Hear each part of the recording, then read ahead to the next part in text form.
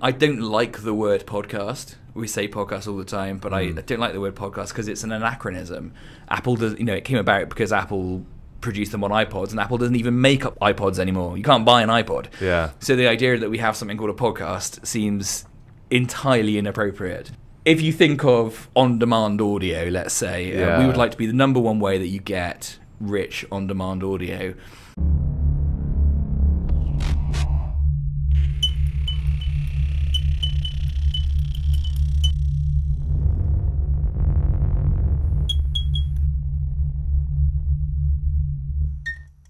Okay, everyone. Today we are joined by Will Harris, founder of visual podcasting platform Entale. Will, welcome. Thank you very much for having me. Great to be here in my own office. Yes, welcome. We welcome you to your own house. I was about to say, it promises to be a somewhat surreal podcast, starting with the fact that we're welcoming you into your own studio. But also I think it might get a little bit meta as we get on to discussing the podcasting landscape with a podcast platform founder on a podcast. So we look forward to diving into that particular looking glass. But to begin with, I think it'd be helpful if we could get up to date with your background. Yeah, so I am a media entrepreneur, media technology entrepreneur. Didn't always start out that way. I trained as a lawyer at Oxford because I thought I really wanted to be in the centre of that world. I decided that actually being a lawyer was incredibly boring, and so much to my mother's aggravation, I decided to jack it all in and be a freelance journalist.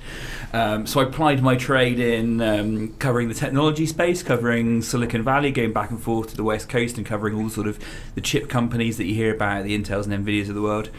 And in about 2008, 2009, I decided, God, there's all these sort of startups that are coming out of Silicon Valley. It's all very exciting, big new sort of Web 2.0 culture. I reckon I could have a go at this. It doesn't seem like it's that hard. Silicon Valley's full of sort of chances like me in their mid-20s. How did your mother take that news of going from a lawyer to a journalist to an entrepreneur?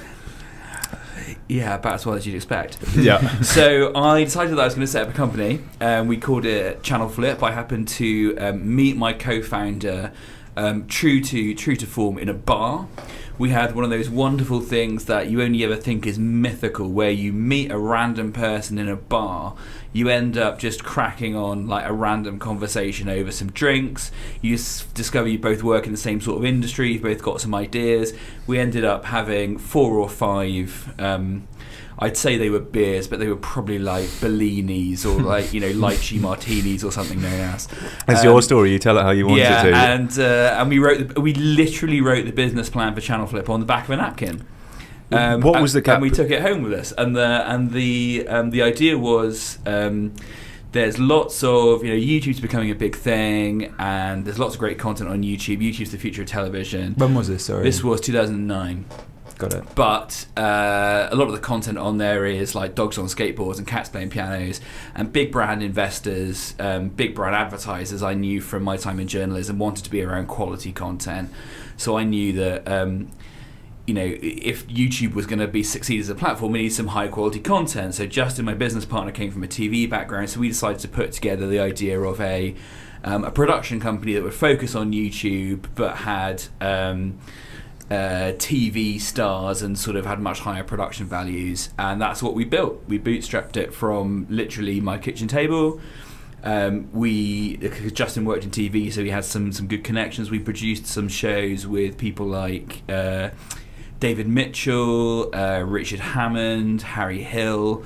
We managed to get big brand sponsors on board to partner with us, so we had like Dell and AOL at the time doing big sponsorships. And then I think the biggest thing that we did was after Ricky Gervais had finished The Office, he had decided he was never going to do the David Brent character ever again. And we managed to persuade him to bring back David Brent to do a YouTube series called Learn Guitar with David Brent, which was going to be like there was a sort of fad at the time of sort of teaching people how to play guitar and teaching people how to play instruments on YouTube.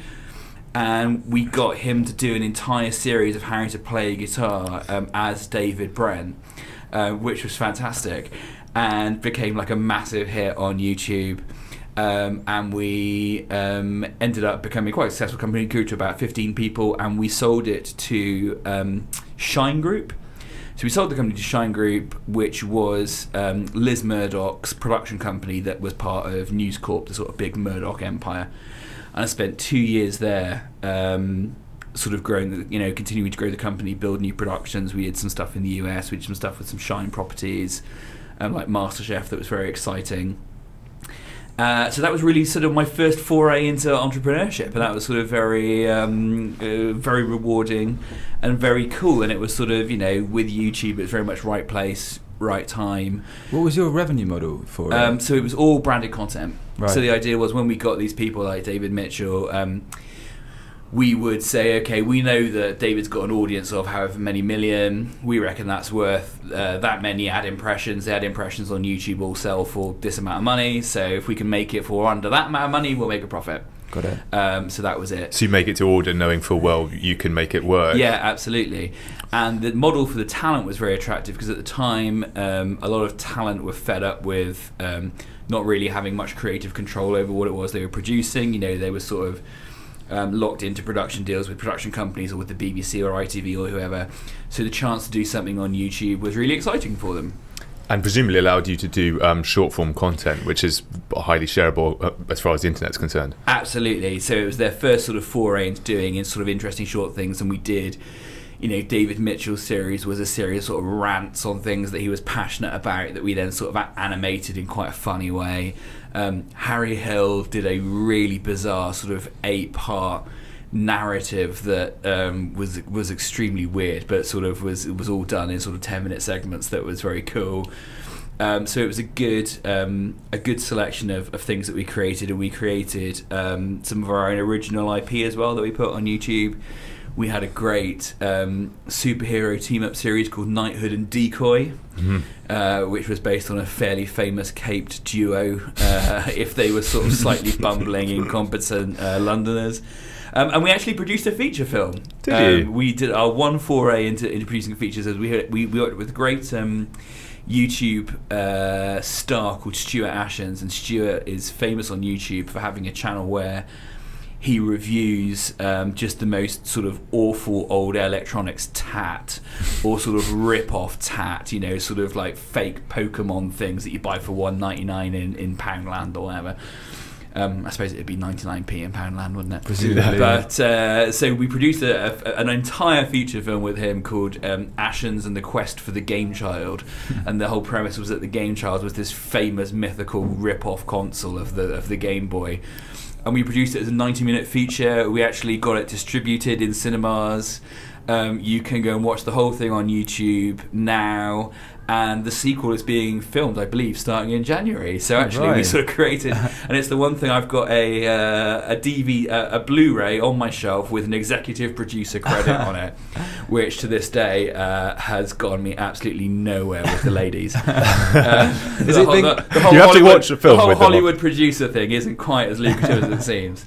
Is the sequel being done by the same production company? No, it's being done by the same stars and many of the same people involved. But ChannelFlip, actually, when we sold it into Shine, I left after 2 years, and shortly after I left, Shine itself actually got sold to Endemol.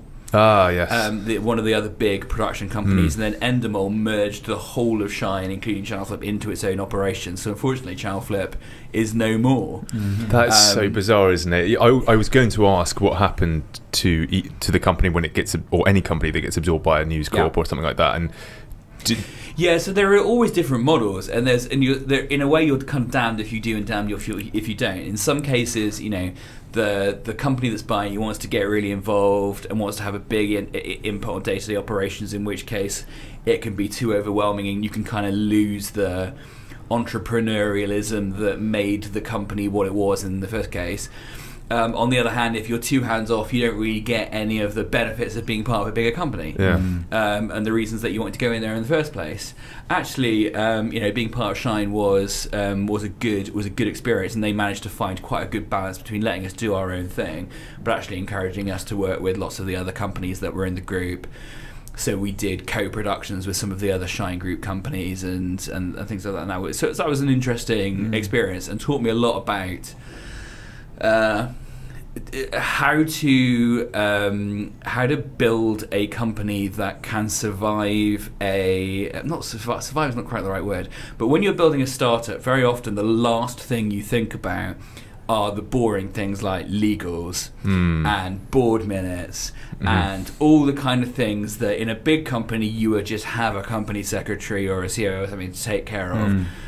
In a startup, you just don't think about those things. So, like for the first year that we ran, we had, basically no budget, because the budget was like however much we could cobble together. No board minutes, because we didn't really have formal board meetings, because there was like 4 of us in a room in West London, like just desperately trying to like crank stuff out. We didn't have official accounts done for about 18 months. We ran our VAT on a cash basis, which we were entitled to do because you were such a small turnover business. You don't even have to pay. You have different VAT accounting rules. And then when we came to sell to News Corp, rightly had, all its corporate lawyers doing due diligence on the company. And they were like, right, we want to see every board note from the time that you were incorporated through to now. We want to see every set of accounts you've ever produced. We want to see every budget you've ever produced and how you performed against that. And we were like, it was a really interesting experience because it was very clear that they weren't the News Corp was not set up to buy small companies or to sort of say, okay, you probably don't have that. So in order to sort of tick all the boxes, I just remember spending endless Saturdays through the process of this acquisition, going back and redoing all this work that I should have done 3 years ago.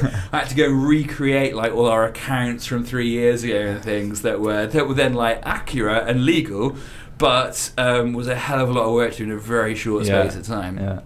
And we only ever did our budgets. Even as we were growing, getting bigger, we would do a year's budget and then rebudget for the next year. They wanted a 5-year forecast based on lots of your projections and things like that, based on sort of real data. And it was the first time we'd ever produced like a 5-year forecast with like a running cash flow model, and it was like, wow, it was a hell of a learning experience. And it was one of those deals where we agreed to do the deal something like October the 10th. I think we signed like a heads of terms, and then you're just it must be anniversary. You're just in a race to get it done before Christmas. Because if you don't get it done before Christmas, the whole thing just inevitably falls apart. And one of the lessons of sort of entrepreneurialism that I learned out of that was, timing is everything. You've got to get these things done in such a way that you don't lose momentum, like deal momentum. You get into... Nobody really applies sunk cost fallacy to deals. It's like once you're into the deal, then you've got to get it done. So I think we closed it on officially the 23rd of December. So I can tell you the 24th of December I was very drunk. Christmas. Did you get paid out before Christmas? Yeah, we got the check the day before Christmas. No way. Wow. That was a good day. That's sweet. So I went on from there to go and do. So I did 2 years there. Yeah, and that was a great experience. And there are umpteen stories that you could tell from that era. I think my first day, so we finished. I won't tell all of them, but I will tell you this one because it's just one of my favourites. Is we sold the company on the 23rd of December. Our first day back at work was something like the 4th of January, and it was the News Corp digital offsite in Las Vegas. And so our first day at work was in Rupert Murdoch's massive suite in the Wynn Hotel in Las Vegas, which we'd been flown out to business class. Cash rich. Yeah, and I was like, and literally Justin and I, my business partner, we walked into the casino, and so as you say, cash rich, we'd just been paid out. Yeah. And we went, all right, red or black. I'll put it all on black. You put it all on red, and one of us is going to win. Bar zero. Bar zero. And then we went, no, actually, let's go and have a lie down first. So that was fun. I imagine your mum was pretty pleased by this point. Yes. No. That was the absolute point where she realised that I had made the right decision and that actually it all been worthwhile. I bought her a very nice Christmas present to say thank you for all her years support, so that was quite amusing. Was there any inclination not to sell? Did you think, was there any sort of puritanical spirit where you thought, we really want ChannelFlip to become this opportunity's come across and we need to take it seriously because it'd be nice to be paid out? Or was there an ongoing vision where you thought, we'd like ChannelFlip to become something more than there was absolutely an ongoing vision, and we had one of the difficult decisions we had to make was we had a term sheet on the table from an investor to invest 7 figures into it at a price that we were happy with. Wow! So it really, and it was contemporaneously, and the idea was because we'd gone out in September to go and raise a big funding round. We hadn't gone out to sell; we'd gone out to go and raise a big chunk of money. And it just so happened that when News Corp got wind of the fact that we were doing that, they came to us and said, well, actually, rather than raise the big chunk of money, why don't you come and be part of our group instead? And so we really had like term sheet on one hand, acquisition on the other hand. Which do we want to do? So it was really hard. It was difficult. It was lots of back and forth and deciding. And in the end, we managed to structure a deal with News that was gave us some good upside if the company kept going. So we felt that was a good sort of splitting the difference. Because it must have been quite an appealing business to be in if you get to hang out with the comedians and David Mitchell and co. It must be good fun on some level. Or is that over glamorising? So I'm not going to say that's going to over glamorize it. I would say over glamorize it from my perspective. Right. So I was a managing director, and so I basically was the person that sat and managed the accounts, the staff, the creative pitch, those kind of things. We had a creative director and an amazing production team who actually got to go and have all the fun. Yeah. So I remember like occasionally like I'd be allowed on set for like a couple of hours in a day, and it was like, oh, this is the highlight of my day. This is fantastic. But it was less glamorous than that. It was actually far more glamorous being the role that I went on to after that was working at Condé Naste, which really was quite glamorous. So I have the headline from Media Week. Oh my god! It says Condé Nast hires tech mogul Will Harris as head of digital, and so I from what I understand, your mandate was to take Condé Nast into the digital age. Now, given that you had all that experience at ChannelFlip, then within News Corp, did it still feel like you were going into a role that honestly that you weren't prepared for? Because how many people were you managing? I was absolutely not prepared for it, and that was why I really wanted to do it. Yeah. So at ChannelFlip, we'd got up to 15 people. I think even when we were in News Corp, we were kind of 20 people.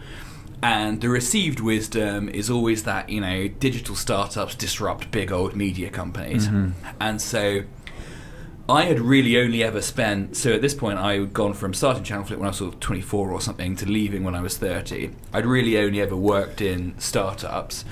And I thought I really want to go and see, A, what it's like to work in a big company, experience the reasons that they are getting disrupted, see from the other side of the glass kind of why it is they're facing challenges. And C, go and work out for my own personal development, like what it's like to build a big team, what it is to manage a big team, to operate in a much kind of more structured kind of environment. And, Condé Nast really ticked all of those boxes. So I joined with a team of 40, so it was immediately double what I had to start with. I think when I left, we'd grown the team to 90 people. So that was an enormous sort of learning curve, but brilliant.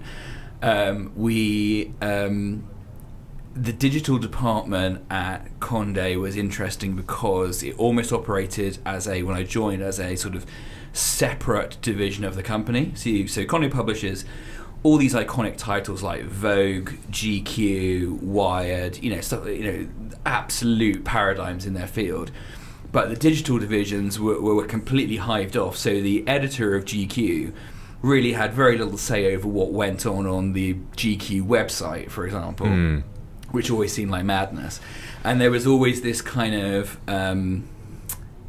argument back and forth between, do you want digital specialists who know how to write clickbaity headlines and who know how to do stuff quickly and leave all that print legacy and all that kind of crap behind? Or do you actually want, this guy, the editors know the brands inside out, the fashion director of Vogue knows more about fashion than anybody else in the country, don't you want that expertise brought onto the website?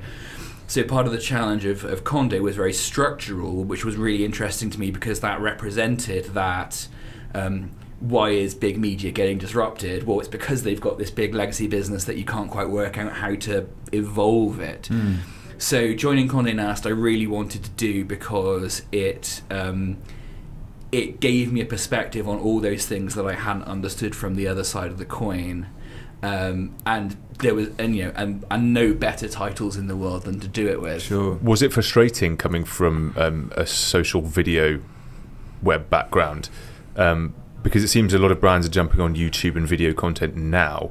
And when you joined Condé Nast, I imagine they must have been miles behind a YouTube content strategy. So presumably there was this void where you were bringing them up to speed with sort of digital omni-channel presence. How far behind were they, and how frustrating was that getting your ideas implemented with the sort of catch-up period? It was quite a way behind, and I think they would be the first to admit that, and that was kind of why I was there. I didn't find it frustrating at all because it was kind of a chance to start from, not quite from a clean slate, but it was a chance to do a lot of stuff quickly. So the first kind of 60 days that I spent in there, we spent evaluating, right, what have we got, where is it at, what do we need to do to kind of get to base camp as a digital business, and how can we execute on that as quickly as possible. And then once you got to base camp, right, how do we then start to do some of the cleverer stuff like doing proper integration with the magazines and proper sales, 360 packages and those kind of things. So actually it wasn't really a frustrating experience, certainly at the beginning. It was very exciting because we could actually move very quickly. And because the digital department was sort of hived off slightly, we didn't really bump into too many other people too much, so we could actually really crack on and do things quickly, which was great. And I learned a lot in those periods, and I also learned some great reasons why, or things that happen in big companies that you don't encounter in much smaller ones. So my favorite one was I was one of the only sort of business unit managers. Well, I was the only business unit manager in Condé that had run their own business, I think.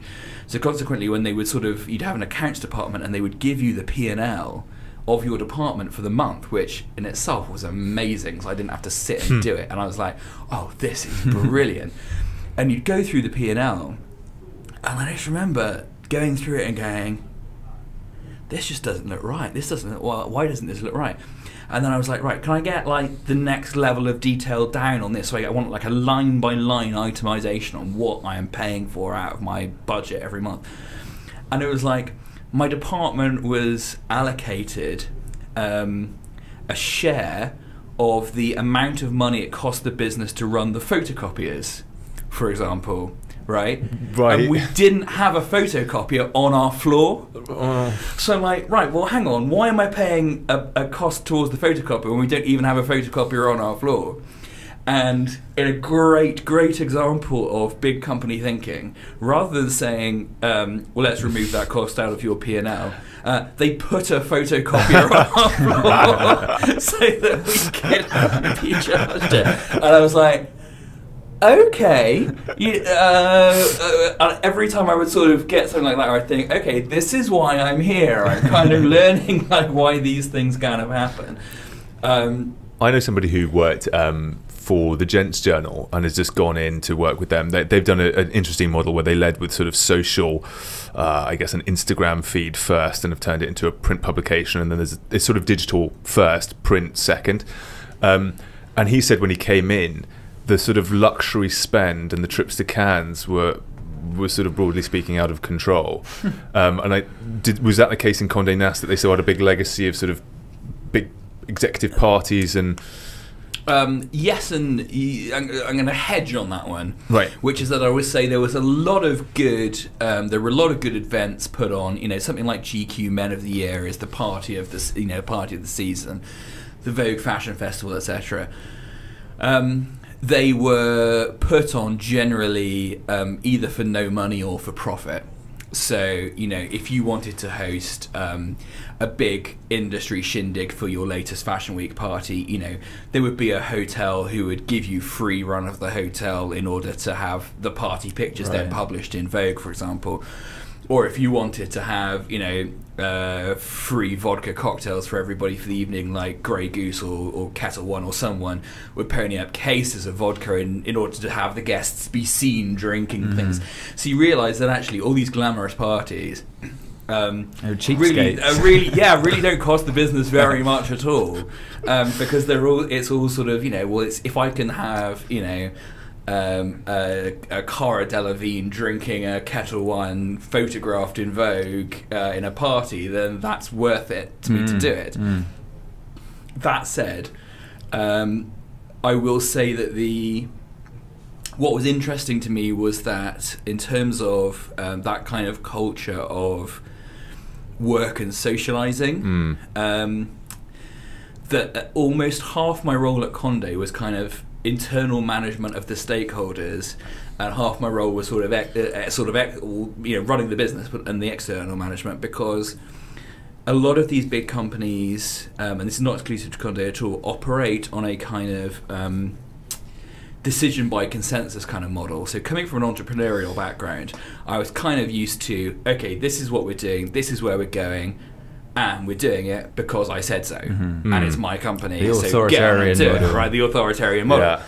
So you have to learn to manage by consensus, not by authority, because as much as I could say, right, we want to do this on GQ, like, I can't really get that done on GQ without the editor of GQ agreeing with me. So, and I picked him as an example, not because he was a pain in the ass, but because I get on very well with him. Right. Yeah. So actually, Dylan, we had a great relationship, and we got a lot of stuff done very quickly. But it was always a culture of, okay, well, if we've got to discuss this, let's go and discuss it over lunch or something, and let's kind of be slightly civilized about it. Right. Although I will say that was partly due to the fact that Vogue House, where we all worked, was legendary for its total lack of meeting rooms. It was stacked to capacity with people in order to kind of keep costs down, and consequently there were no meeting rooms at all. And one of my first challenges, back to how do you get old companies up to date, is there was no way of booking a meeting room online at all. If you wanted a meeting room, you had to call the secretary of the department that technically owned that meeting room. So there was like a meeting room per floor and a magazine per floor. And if you wanted to hold a meeting, you had to call the secretary of that magazine and say, can I use your meeting room between this hour and this hour? And they would book it out in a physical meeting room diary. Parsons Greenhouse, is that you? In my head, this sounds like the 80s. Yeah. But this is 2013. Yeah, absolutely. Wow. And and everybody, there was so much resistance. I led this campaign for months to get the meeting rooms put on a centralized computer system, and to be able to book a meeting room like through Outlook. And in the end, I negotiated a compromise, because, and I say this because so much of I had a wonderful assistant at Condé, but so much of her time was spent ringing around trying to find a meeting room for a meeting that we needed to have. And I thought, well, this is mad. So the compromise that everyone eventually agreed with throughout the entire building, the finance director, the IT director, all the editors, etc., was that we would put the meeting room schedules on an Outlook calendar for everybody to see, but if you wanted to book it, you still had to phone up the person and book it. Right. That was the sort of hedge, because the ultimate rule was if the meeting room that it that it belonged to, so if the meeting room that was on the floor of Brides magazine, if they needed it at the last minute, they got to gazump you. Right. Which led to one of my there are occasional, and I'm sure I'm not talking out of turn next, there are plenty of these anecdotes floating around, but what I call kind of Condé Nast moments where you think this is only something that you would find at this particular company. And it was, I'd booked a meeting in with a client, someone fairly senior from a fairly big trading agency that I was trying to do a deal with. Got them to come into Vogue House to come and do a meeting with my team. Booked a meeting room, turned up at the meeting room, which was on the floor of, I'm going to say it was Brides Magazine. I'm not convinced it was Brides Magazine, but it might have been. Only to find that the glass over the meeting room had been boarded out, had been sort of whited out with copier paper, and a big sign put on the front door saying, do not enter, spray tan in progress. And it turns out that it was like the bride's sort of annual summer party that evening, and they'd all got someone in to come and do spray tans for all of them. And I had to turn around to this like buying director of this agency and be like, should we go for a coffee and Pret across the road? Like, it was like just absolute madness. At the same time, what was really evident was that there was a lot of ambition to change, and we achieved a lot very quickly. So as I say, we went from 40 to 90 people. We built entire departments that didn't exist. We built a video department to do branded content. We built a data insight department to leverage all the analytics globally that we had to help us create better content. Just digital content. Yeah, and so digital, but then leaning into print. Right. Did the digital end up leading the print choices? It didn't. No, that's not true. So by the time I kind of left, it wasn't leading, but it was considered in conjunction with. Right. So we did. So as part of my kind of, as I say, half my work was working sort of with the internal stakeholders. A lot of that was then getting them to understand how people could plan kind of 360 events. So you would do, okay, if the cover star is going to be, Kate Moss, let's do a video with Kate Moss that trails the magazine the week before it comes out. Let's do a more detailed version of the interview that's on the website, the week after the magazine comes out. Let's make sure we've got pull quotes from the interviews that are really interesting, social hooks that can go and be timed all these different places. Let's make sure we've got a 20-second shout out from Kate Moss that we filmed that's perfect for Instagram. So we managed to get all the editors thinking like really holistically about this kind of thing. And what people were, and it turned out that what people were worried about, nobody internally was resistant to digital, right? What they didn't want was a strategy where all the best things about the magazine got thrown out kind of in the name of digital progress, if you know what I mean. And data was a really obvious example of that. So people would say, I don't want to know, data for, about what to put in the magazine. Like, I'm the editor of the magazine, or I'm the fashion director of the magazine. Nobody knows more about this than me. We don't have data to tell us what to do. We lead the data, right? And what we came up with was a catchline, which was data informed, not data dictated. Right. And what that came down to was something that we actually allowed us to slip digital further into print. So, for example, we knew Condé Nast Traveller every summer would publish the 10 hottest bikinis to be seen on the beach this year, right? And every year they're publishing this bikini, feature. And they would always put it in their August issue because people go on holiday in August. Mm-hmm. And we went, okay, would it surprise you to know that actually we did all sorts of Google Trends research and Amazon buying research, and you look at all the, we had every bloody analytics tool under the planet to look at trends. And the hottest trend online for bikini searches and keywords and that kind of thing was all in April. Because people buy their bikinis in April and then spend the next 3 months desperately trying to get into them. Yeah, we all know that problem. Yeah, right. So I said, look, you want to do your bikini issue, absolutely. Publish it in April, don't publish it in August, because that's when people really want to know about bikinis. And sort of, you could see the lights switch on and then go, oh my God, I get how this can work now. And that sort of thing went a long way to getting everybody comfortable with the idea of, okay, we don't have to let digital and data completely take over. We can be a holistic publishing company that can take the best of all worlds. And the same was true the other way around. We learned things from print that we took into digital. The Condé Nast magazines are the most beautiful magazines on the planet. And if you talk to people about what they love about the magazines, the art direction was something that always came up. And frankly, when I joined, our websites were like pretty fugly. Like they were functional and they worked well, but they weren't beautiful. And that was because nobody from the magazine had ever really been involved in designing them. So we went through a massive process of redesigning every single website that we had, and we involved the creative directors from the magazines to say, you know what, I know it makes like no difference to its Googleability or its searchability or whatever, but you need to use that font, not that font, because that font is GQ and that font isn't GQ. Or that aspect ratio is how we shoot things for print.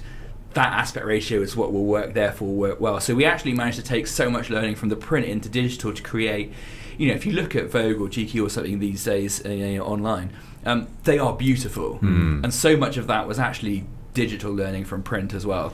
So it was a really fascinating time, and I did 3 years there building that team. And at the end of 3 years, I thought I want to take everything that I've learned and actually go back into the world of startups and see if I can do it. Take my experiences from ChannelFlip, my experience from Condé Nast, and sort of bring them together into building something new. And that's how I kind of ended up here with Entale. So what's the party line for Entale, and how did you meld all those ideas together? Entale is a new audio and visual platform. The idea is that it's what podcasts would look like if you designed them in 2018. And the sort of, every business starts with an insight, or every product starts with an insight. And our insight was that we didn't think podcasts were fit for purpose. They were everybody likes listening to podcasts, or I say everybody. There is a small percentage of people, so about 17% of the UK population regularly listens to podcasts. And when you look at it from a consumer point of view, there are several challenges. So one, it's quite hard to find new podcasts to listen to. Word of mouth is very often the most common way, and we know that's a very inefficient way of discovery. So for example, at Condé, 40% of all traffic coming into our sites was from social media links, people sharing on social media. And there's no social media sharing really of podcasts, because nobody wants to share an hour-long MP3 file that you've got to download and scrub through, right? It's a rubbish experience. So our first challenge was, okay, how can we start making it easy to share things? The second insight was that for creators, it's actually a pretty terrible experience as well. You're recording a very flat audio experience. If you're a publisher like we were at Condé, you wanted to reference articles that you'd written. You'd got no way of linking that. You wanted to say, here's the most exciting dress that we saw at Fashion Week, and you would talk about it, but you wouldn't be able to show it. And so you're going, well, this is no good.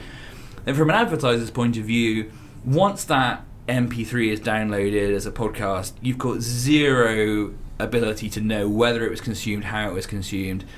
And again, whilst I was at Condé, there was a big push into making sure ads were viewable. All the big agencies wanted standards around how long an ad was viewed for, what size it was on the page, and you would trade and rates and things based on that, and none of that was applying to podcasting. And that was basically because podcasting is fundamentally the old RSS standard that was sort of invented in like 2001 with MP3 bolted on, and it hadn't really changed in 10 years. So we thought, okay, it's an ambitious lift because Apple is very dominant in this area, but podcasts are having a resurgence. More people are listening to them. The growth is there. If there's a time to build a new version of what podcasting looks like, now would be it. And so in the middle of 2017, I was introduced to, so I'd left Condé, I was introduced to the guys at Founders Factory who were working on a concept around a next generation podcast idea. I looked at kind of what they'd done and seen that they'd got kind of a quarter of a way there, and I could see how to take it the rest of the way using everything that I knew about the industry from Condé, everything that I knew about building companies from ChannelFlip, and I was like, I know now how to build this company. So that's how we've ended up starting Entale. Because I can't criticise enough how poor I think audio ads at the beginning of podcasts are. I have to be a little careful in case we ever start inserting them into our podcasts in the future, in which case I'll eat my words. But when you hear a 3-minute segment at the beginning of a podcast, I can't think of anything other than just wanting to skip that. So I don't think it serves anybody particularly well. Except for the people making money off it. Yeah, well, I hope they do. I'm sure Tim Ferriss has made a lot of money off it. I'm sure the people he pushes Wealthify or whatever it is too. And the advertisers as well. I mean, they convert really well on podcasts because it's such an engaged audience. Unfortunately, the fundamental problem that you kind of identified, is that people get turned off from them and want to skip them. And good advertising should always be good content, right? Yeah. Nobody, the old adage is that people buy Vogue and they like seeing the ads because they're beautiful, right? So how can you make ads that are useful content?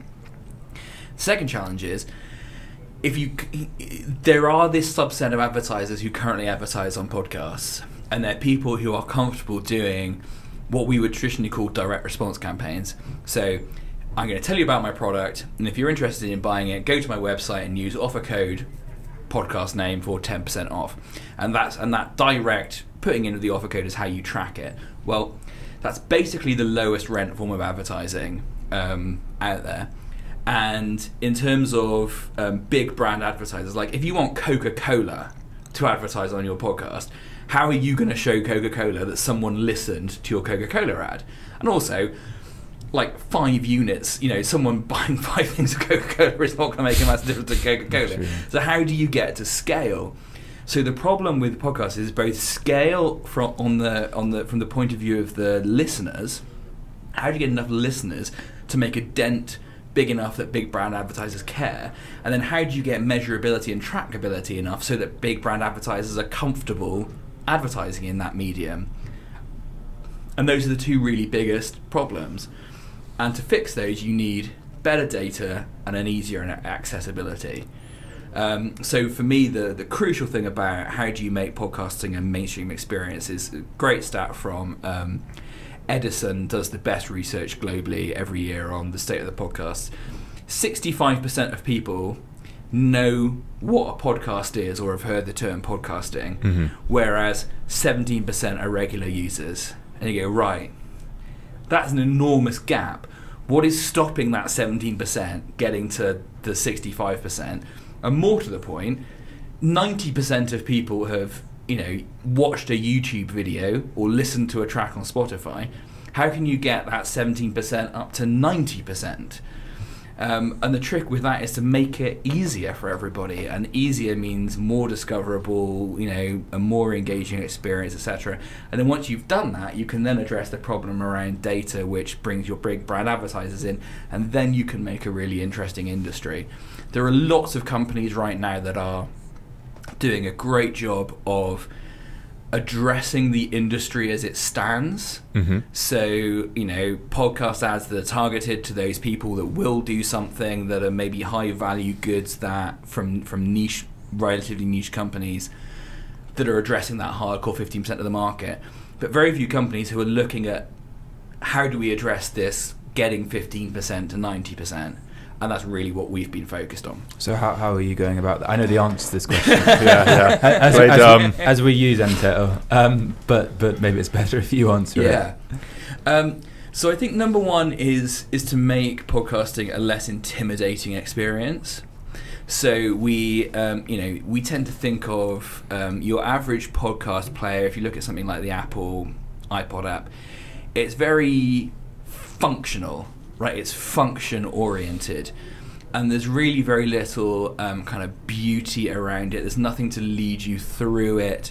There's no kind of nice, there's zero personalization around it. It's sort of madness that your iPhone knows all this stuff about you. It knows what you listen to. It knows what websites you go. It knows all this stuff, and yet you open the Apple Podcast app and you've just got the same generic chart as everybody else. So a personalized and a beautiful experience that is more than functional helps appeal to a much wider audience. Allowing people to discover podcasting in different ways helps you expand that audience.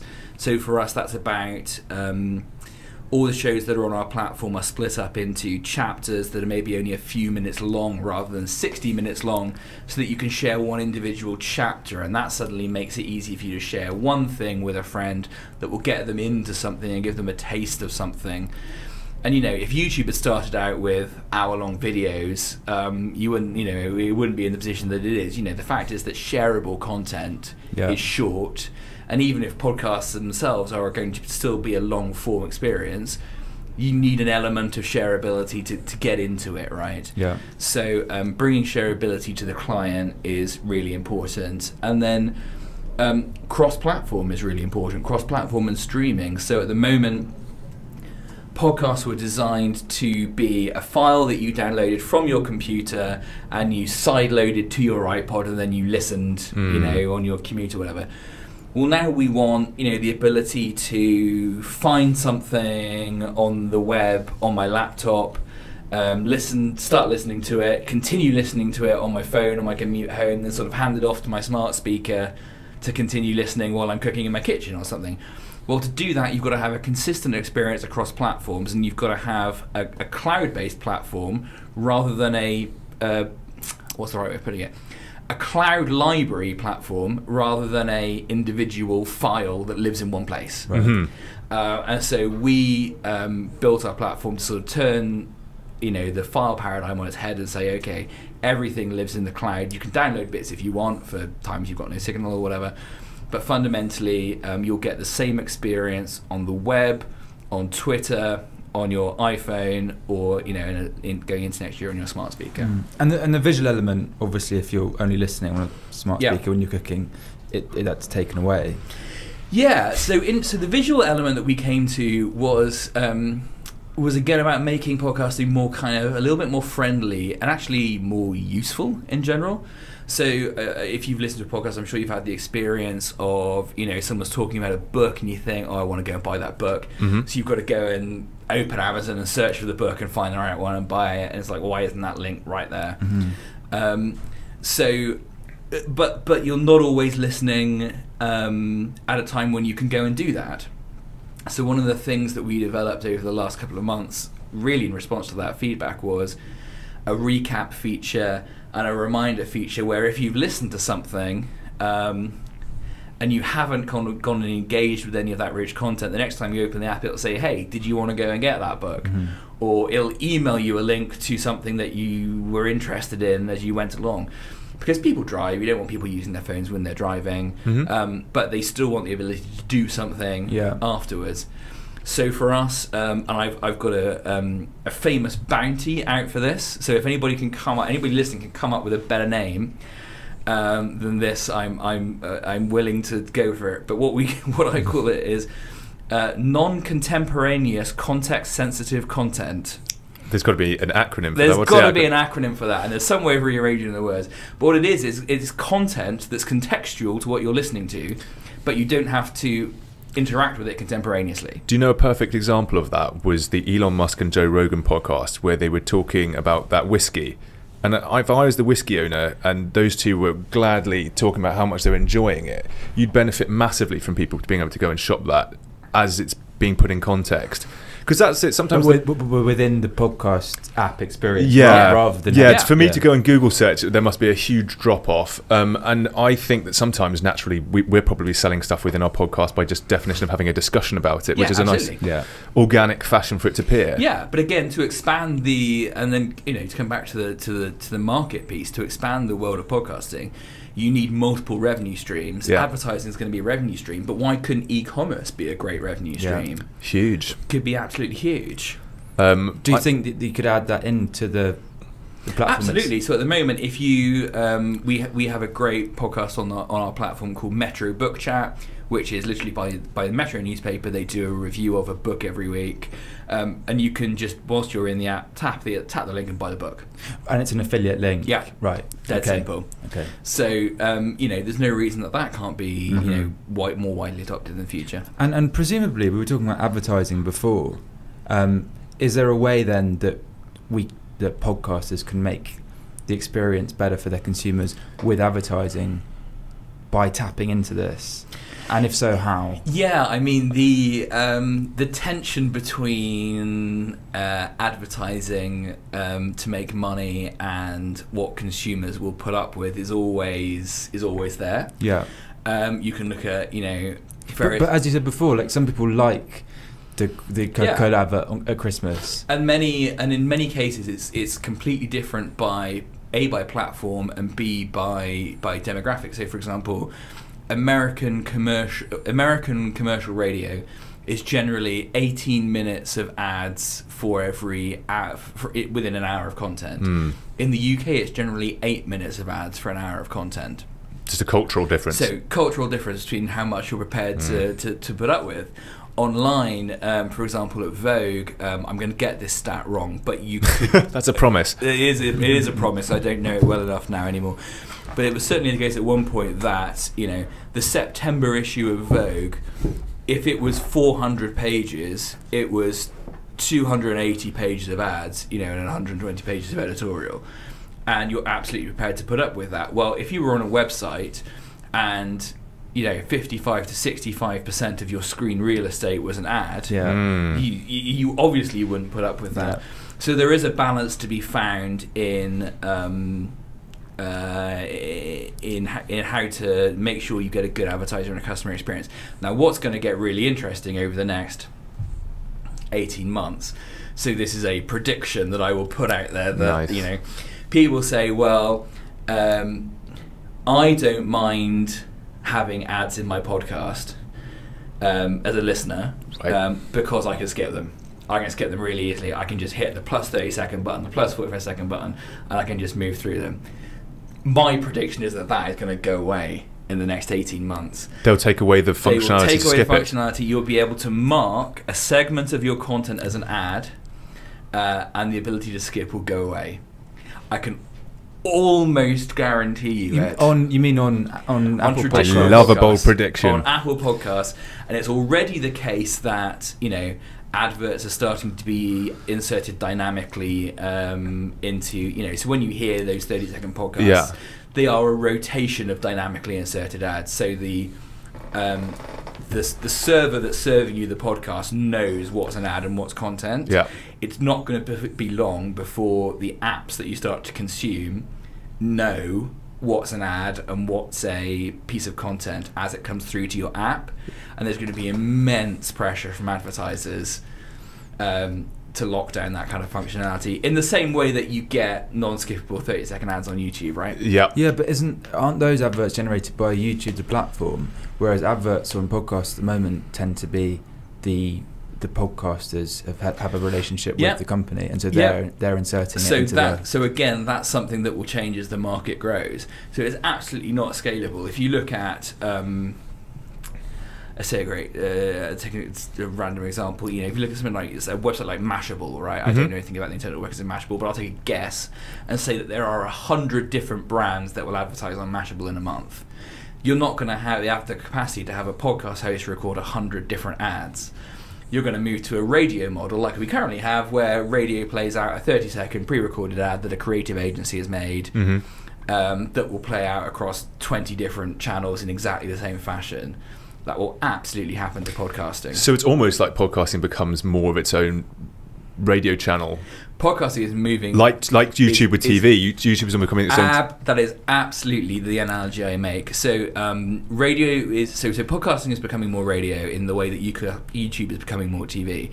And the greatest example of that I can tell you is that in the US last month, 7 of the top 10 providers of podcast content by popularity were radio owners. Really? Wow. Yeah. They're dominating it. Absolutely dominating it. So if you look at literally the number of downloads of podcasts, take the top 10 producers of those podcasts, you've got a couple of independents like Gimlet and Wondery in there, but you've got iHeartRadio, Clear Channel, those kind of people. That 7 out of the top 10 are radio companies, and so it's absolutely inevitable that that podcasting is going to go radio. I mean, if you look in the UK, the biggest seller by far of podcast advertising is Global Radio, which has a podcast platform called DAX. disclosure, my fiance works at Dax, so I sort of know some of the inside of these stats. But like, I don't know this number, again, I don't know this number exactly, but roughly 70% of all podcast ads in the UK are sold by Dax, which is owned by Global Radio, and you have to imagine that there's going to be an increased amount of synergy that goes on between those two, right? Podcasters will lose the ability to generate their own revenues through ads. Not if they use Entale. No, so I think, they're going to always live side by side, right? So you're going to have ads inserted by let's try and think of a good example. On YouTube, you might have a 30-second ad at the beginning of your YouTube, which is being created for TV and is just playing out on YouTube. But you're still going to have, product placement within the shows, or you're still going to have somebody reviewing the latest, whatever it is that they've been paid to do. So all these models exist alongside each other. Yeah, I guess I'm getting confused between advertising and like sponsorship promotion. Yeah, there are as many different names for this kind of thing as there are people doing it, whether you call it advertising, sponsorship, branded content, product placement, advertorial, the different combinations of all the other things. But I think what that then leads you into is the last little bit, which is going to be consumer pay. So, like a Patreon type model. So either a Patreon type model or a Spotify model. So you look at Spotify. Spotify charges you whatever it is, $7.99 a month, in order to get rid of the ads that it puts in, because you can't skip those ads. Well, if you imagine a world in which you can't skip podcast ads, the next obvious evolution is, well, I'll pay $4.99 a month to skip those podcast ads, and then you start to open up platforms that are that give you the ability to do that. So that is definitely going to come down the line. And then the expectation for the consumer, if I was paying $4.99, is I expect to be able to traverse podcasts at will for the content that I want, which is the point you made about Apple giving you the description and then an hour of content. Yeah, absolutely. You don't know what's coming up. Whereas if I said, I want to find information out about Trump, go on my podcast app, and then it's helping me traverse all the latest episodes talking about Trump. Absolutely. Then I'd pay for the subscription for that service. I think the biggest mistake that people make when they're thinking about the podcast market today is analysing what the podcast market is today. Absolutely. Not analysing, if you look at every trend, whether in advertising, in subscription, in monetization, in media, whether you look back to television, whether you look back to radio, whether you look back to print, whether you look back to digital, whether you look back to online video, it's all follow the same progression. And the idea that podcasting isn't going to follow the same progression, I think is mad. But you might pull us off that base, because when I'm using Entale, when I'm using Entale, when I'm browsing through the content, if a visual ad came up while I was still listening to it, I don't think I'd feel too bothered by it, because the audio would still be playing, we'd still be talking, and let's say if Coca-Cola wanted to pop up to let you know it's Christmas time, that would be okay by me, because it's not interrupting the experience that I'm enjoying, which is the audio. Or even if it's sort of giving you a supplementary experience, yeah, or exactly, giving you a coexisting experience. Yeah, so I think that the idea that you can visually place ads within the audio format via Entale, or even the fact that as creators we're able to think of the content as chapters, means that I wouldn't mind sacrificing in the future one chapter brought to you by some brand for 7 minutes, and just to focus on the integrated play around why that's valuable to everybody, basically. Yeah, absolutely. And I think the fact that there's so much, everything that we've talked about is a maybe, it's a possible, it's a probable, it's whatever. For us, the reason that we're building Entale is to answer all of those questions. Like, if you put that visual accompaniment for an ad underneath some audio that someone is listening to, is that more effective than actually interrupting their ad experience? But someone's got to try it and find out. Yeah. And I think just assuming that the current model is going to carry on as it is, like, that's never going to happen. So one of the exciting things that I really enjoy about doing Entale is getting to explore what some of those new models are. And do you think the increase in interest in podcasts is the desire for people to get authentic long-term content in a world where there's a lot of clickbait and a lot of, call it fake news, but people want the source to come out and provide information rather than the media to constantly be producing that? So there are a couple of things that you can look to for that. So to get really philosophical, people love being told stories. And people, the experience of sitting around a campfire and telling each other stories is as old as humanity itself, right? So there's something quite intimate about having someone tell you a story. The audio format, having someone directly in your ears, is very personable, and if you can make that experience authentic, that combination of authenticity and intimacy is actually incredibly psychologically powerful.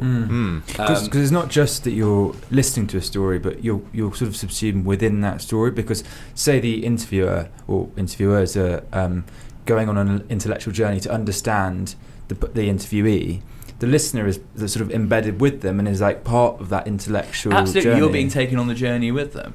I think, so I think number one, it's audio is a very compelling format, and there's a great stat which is which I'll murder, but you'll get the point. So there was a study that I saw in The Guardian a couple of weeks ago that was taking fiction that was produced, that was originally a book that had been adapted for film and been adapted for audiobook. And they measured, and they showed people each one, and they measured their emotional responses to each of them. And the audiobook had generated the most emotional response in the consumer, more so than the film and more so than the book, because the audiobook is telling you and drawing you into it, but not giving you, but not just showing it to you, and not just slapping it in front of you. Because you infer, when you imagine, you infer from your own experience, and and it's like the experience of listening to or reading The Lord of the Rings is always going to be better than watching the films, because you've got your own imagination of what those characters are like. So I think one of the reasons that podcasts are successful is that they are incredibly effective it's an incredibly effective storytelling medium. Number two is that we increasingly live in a world where media companies, big media companies, need to find new ways of connecting with people. We live in a very fractured media environment. People read the paper less, people watch TV less. So any new way of connecting with somebody is going to be popular to some degree. And I think the third thing is that we're all traveling a lot more. The average commute time for a London worker is doubled in the last 10 years. We fly more. We travel across the world. It's not uncommon to commute from Paris to London and back or whatever. And I think that podcasts are a really convenient way of getting information. I think Ollie's made a good point as well earlier, is that the podcast kind of leads you. If you imagine being all tired on a flight to Geneva, reading an article, you can only get through it as far as your persistence to get through the article permits you. Whereas following the interviewers through, they're driving the journey, you're a passenger to it, they're kind of doing the intellectualization for you. They kind of do the heavy lifting for you. Yeah, and you can just absorb it, and it's a sort of slightly more relaxing feeling. I can imagine on a commuter flight thinking that I would enjoy putting earphones in, just putting my head back and closing my eyes and listening to something rather than trying to work through an article, I think. Yeah, absolutely. And you can, there are plenty of, podcasts around meditation and things these days that are absolutely, playing into that trend. Is there a risk with the explosion of content from podcasters that sort of everybody ends up having their own radio channel, and how much would you advocate that brands try and create podcasts as a sort of multi-channel marketing strategy? Oh, that's a great one. So there is, I think I'm right in saying that there is 3 days worth of content uploaded to YouTube every hour. Might be every minute, it might be by a factor of 60. But we are now living in a world where it's impossible to consume the amount of content that's being created. So the question is, do you want to pick and choose the content that you want, or do you want someone to do that work for you, right? And most people have, a podcast experience is generally, I'm choosing what podcasts I want to listen to and to add to my playlist. A radio experience is, I'm turning on the radio, I'm being fed whatever's on the radio, and broadly I know what it is. And it's the same experience that you get in television, right? And it's the reason that television isn't dead. It's because I can put on E4 and I know there'll be something roughly kind of funny, and it'll probably be Friends, and it'll probably be an American rerun, and it'll be entertaining. Or I can put on ESPN and it'll be some blokes talking about basketball or football or something. It'll be entertaining. And I've got no work to do. It doesn't take me any effort to do that. if I put on Netflix, the first thing I do when I sit down Netflix is go, shit, what am I going to watch? You spend an hour. You can spend more time choosing what to watch on Netflix than you can actually do watching it. Yeah. And I think it's different use cases. Quite often you want specific things to listen to, but also sometimes you just want someone to make that choice for you.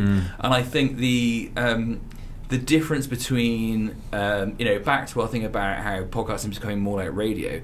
I think the idea that podcasting is kind of only a step away from on-demand radio, and on-demand radio is only a step away from live radio.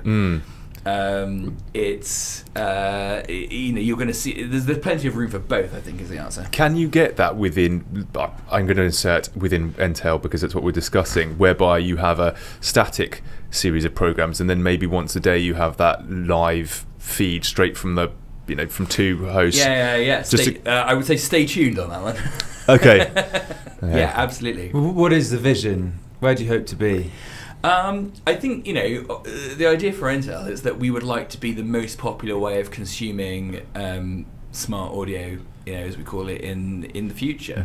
Whether I don't like the word podcast. We say podcast all the time, but I don't like the word podcast because it's an anachronism. Apple does, it came about because Apple produced them on iPods, and Apple doesn't even make up iPods anymore. You can't buy an iPod. Yeah. So the idea that we have something called a podcast seems entirely inappropriate. It's true. If you think of on-demand audio, let's say, we would like to be the number one way that you get rich on-demand audio.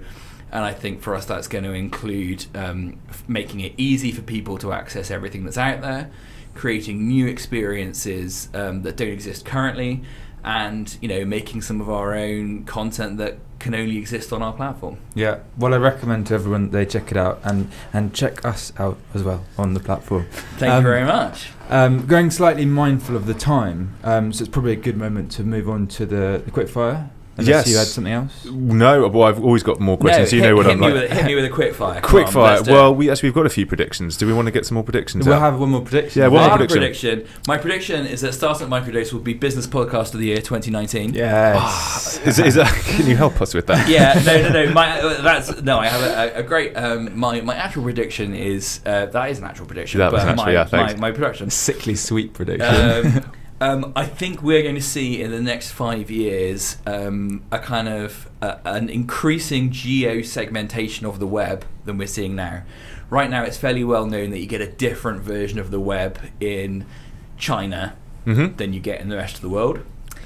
It's less wider known that in different parts of Europe you get a different version of the web. So in Germany, for example, a lot of and France, a lot of references to Nazism and World War II were removed by search engines specifically. And I think as we see net neutrality enshrined in law in some countries but not in other countries, I think we're going to see a much more splintered web than we see currently. That's definitely a bad thing. Is it definitely a bad thing? I think it probably is. I think I would rather. I'd rather have. If there are going to be versions of the web or fractured versions of the web, I'd like to have access to all of them. Yeah, there has to be some sort of mode where you don't want your information diet being dictated to. No, exactly. I love reading I love reading a lot of American stuff that I wouldn't get, or conversely. It's dangerous that you can't. If you're in China, you know nothing about Tiananmen Square, for example. Yeah. Well, I think also they talk about at the moment through Facebook. You see someone produce an outlandish viewpoint, and you just think they're insane. You can't understand how they've arrived at that. But then actually, they've been fed a completely different reality. So that you're actually arguing about two different realities, and there's no way that you can have a conversation. So I think that that's a separate point. The idea of the fact that we're all living in our own complete, algorithmic reality bubbles. You could spend an entire topic on an entire thing on that. But your point reminded me of it. I think just different versions of the web for different geographic locations is definitely going to happen. Right. Interesting, because I think that breaks down the idea that we become a web culture. Where people, because I anticipate a lot of people in Brazil learn their English off American movies and YouTube, and they all have this slightly sort of curious American accent, and it made me think that people kind of will inadvertently find the web language that traverses everything. I digress. The next one is, we're going to actually ask you two questions here. It's a book that you value and you think is useful for people to read, probably if you've got one for you personally and one for a sort of media slant, but also a podcast that you find useful. You don't have to name ours, but if you want to, that's okay as well. Absolutely. So a book that I would recommend everyone reads is Hit Reset by Satya Nadella. So Satya Nadella is the relatively new CEO of Microsoft, who came in and really, by everybody's estimation, has completely transformed the company. If you look at purely financially, the stock price is on the up for the first time in 5 years. The culture is completely changed. Microsoft, I think as of yesterday, is now the largest contributor of patents to open source. The way that Satya came in, recognized the flaws in the strategy, took everybody's kind of viewpoints into account, and really has completely recreated Microsoft from the ground up. You've only got to look at the fact that now Microsoft is now a top 5 PC manufacturer for the first time ever as of this month. You could make a good case that their tablet and laptop strategy is ahead of Apple's for the first time in 10 years. You can look at products like Office 365 that have taken what was Office was Microsoft's biggest earner outside of Windows. Messing with it is an incredibly high risk, and by turning it into a subscription product, they've making more money out of it than ever before. And the book documents really well the process that he went through to do that. And it's incredibly inspirational. His personal story of being a migrant to America and of coming, from a fairly, not a privileged background. It is a really, really, really inspiring book for not only people running big businesses, but for entrepreneurs as well. For a podcast that I absolutely value and listen to, there are far, far too many, but I will recommend.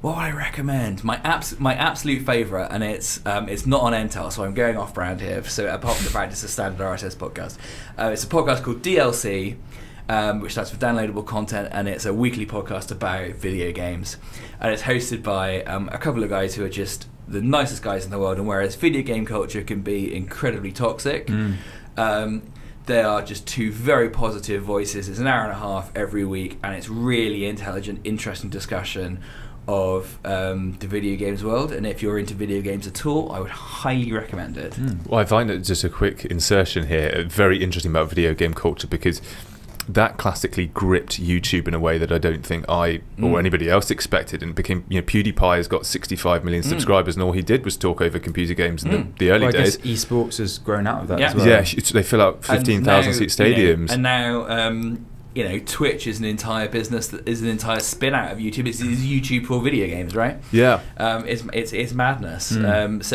I love DLC because it's just a great breakdown of that culture every week. And to end, is there anything you'd like to ask our audience? Or your own audience, in a slightly meta fashion. You'd be asking. Anything I'd like to ask the audience? Guess for our audience to listen to Entale, anybody who's on iTunes right now, try Entale, because then you get the visual experience and we'll load it with links. It is better. So I will absolutely say, I'd ask your audience to download Entale, give it a whirl, have a listen, and give us some feedback. I suppose the other thing I would love to ask your audience to do is to talk to one person this week about a podcast that you like, or about something that you're listening to, and let's just one person by one person increment that 15% up to 90%. I think that's the most powerful thing that we can do. Let's do it. Perfect. Thanks, Will. Thank you very much, Will. Cheers. Thanks for having me. Bye.